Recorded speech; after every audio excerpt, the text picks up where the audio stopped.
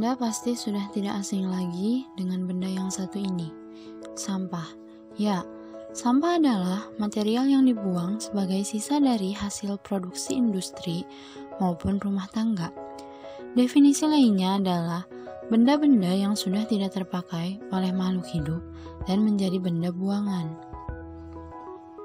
Sesuatu yang dihasilkan dari hewan, tumbuhan, bahkan manusia yang sudah tidak terpakai berpotensi untuk menjadi sisa material buangan. Sisa material tersebut dapat berupa zat cair, zat padat, maupun gas yang nantinya akan dibuang di alam.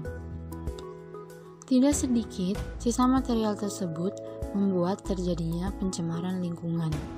Banyaknya aktivitas dari kegiatan manusia tidak jarang menghasilkan material berupa benda sisa yang secara terus-menerus akan menjadi tumpukan di alam.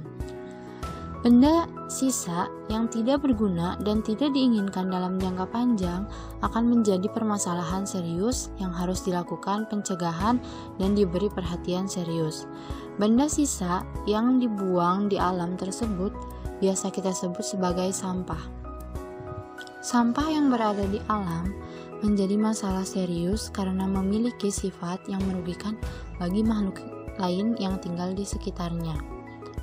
Sampah anorganik merupakan bahan buangan yang berasal dari hasil produksi berbahan dasar non-hayati baik berupa produk sintetik maupun hasil pengolahan bahan tambang. Sebagian besar bahan buangan jenis ini tidak dapat dengan mudah terdegradasi oleh mikroorganisme di alam dan membutuhkan waktu lama untuk dapat teruraikan sepenuhnya. Beberapa sampah anorganik dapat berupa produk yang sudah tidak terpakai yang berbahan dari plastik, kertas, kaca, keramik, logam, dan olahan lainnya. Minuman kopi kini menjadi gaya hidup bagi sebagian orang Indonesia. Terbukti, konsumsi kopi melonjak hingga 174% pada tahun 2016. Menurut data organisasi kopi internasional atau International Coffee Organization. Tren ini, Honestdoc, sebuah platform informasi kesehatan, menggelar survei nasional terhadap 9.684 orang Indonesia untuk menangkap pola kebiasaan minum kopi mereka. Responden penelitian terdiri dari 35% pria dan 65% wanita dengan dominasi usia antara 18 sampai 34 tahun. Dari data yang terkumpul, 61% responden mengaku sebenarnya tidak suka minum kopi, sementara 39% dari partisipan studi mengaku minum kopi minimal 1 gelas sehari.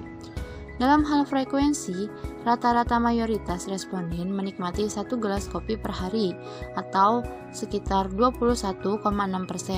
Namun, tidak sedikit juga yang meminum kopi sekitar 2-3 gelas per hari, sekitar 10,5%, dan bahkan sekitar 1,9% responden terbiasa minum kopi lebih dari 11 gelas setiap harinya.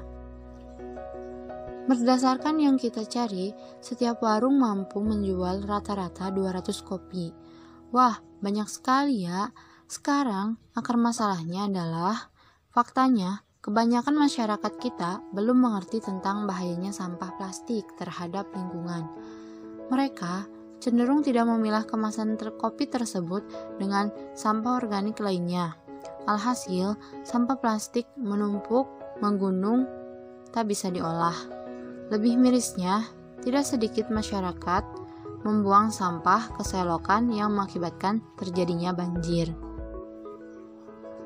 Kami memiliki ide untuk meminimalisir masalah ini semua dengan memberikan ide untuk pemerintah agar menyediakan truk khusus sampah kemasan kopi di setiap desa. Setiap warga akan diminta untuk memilah sampah tersebut yang kemudian hari sampah kemasan kopi tersebut diangkut dengan truk khusus.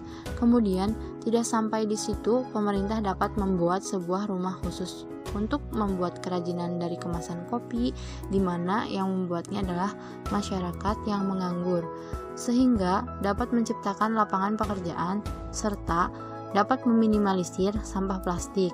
Kemudian dapat meningkatkan pendapatan dari hasil penjualan barang dari kemasan kopi tersebut.